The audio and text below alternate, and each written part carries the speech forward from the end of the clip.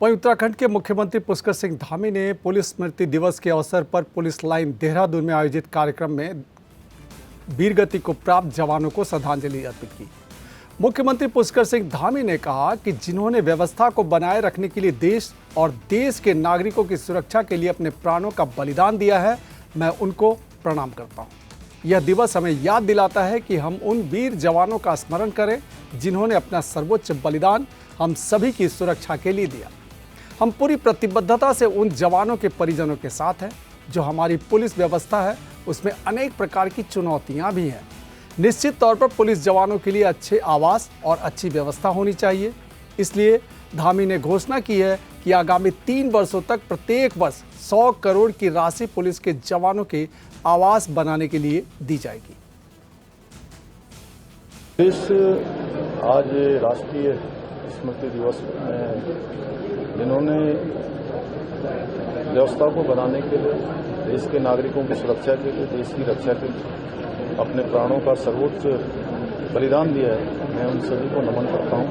उन सभी को मैं अपनी श्रद्धांजलि व्यक्त करता हूं। साथ ही उनके पारिवारिक जनों को मैं प्रणाम करता हूं जिन्होंने देश की रक्षा के लिए, देश की व्यवस्था के लिए अपने पारिवारिक जनों की आहुति दी है, देश के लिए अर्पित किया है। और ये दिवस हम सबको ये स्मरण कराता है कि हम उन वीर जवानों का स्मरण करें जिन्होंने अपना सर्वोच्च बलिदान हम सबकी सुरक्षा के लिए, हम सबकी रक्षा के लिए दिया है।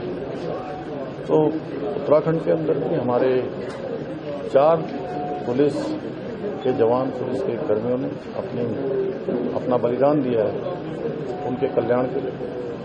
हम पूरी तरह से प्रतिबद्ध होकर उनके साथ हैं। पूरी सरकार, पूरी पुलिस की व्यवस्था कि उनके परिवारों का कल्याण हो, उनकी सहायता के लिए हम तत्पर रहें, खड़े रहें। और साथ ही पुलिस के जो हमारे पुलिस व्यवस्था है, उस पुलिस व्यवस्था में अनेक प्रकार की चुनौतियां भी हैं।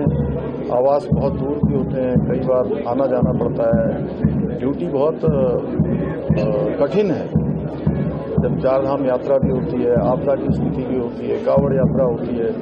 अनेक हमारे जो विशिष्ट जन हैं, माननीय राष्ट्रपति, प्रधानमंत्री जी, या राष्ट्रीय स्तर की प्रतियोगिता, जैसे इस वर्ष हमने राष्ट्रीय खेलों का आयोजन किया, इन्वेस्टर समिट की, G20 के कार्यक्रम हमारे राज्य के अंदर हुए।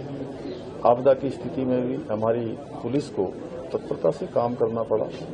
ऐसे समय में निश्चित रूप से उनके अच्छे आवास होने चाहिए, उनकी अच्छी व्यवस्था होनी चाहिए। इसलिए मैंने घोषणा करी कि आगामी 3 वर्षों तक प्रत्येक वर्ष 100 करोड़ रुपए की धनराशि पुलिस के आवास बनाने के लिए दी जाएगी। पुलिस के जवानों को, जहां साइबर भी एक बड़ी चुनौती है, AI का जमाना है, इंटरनेट घर घर तक पहुंच चुका है, तो पुलिस को और दक्ष होना चाहिए।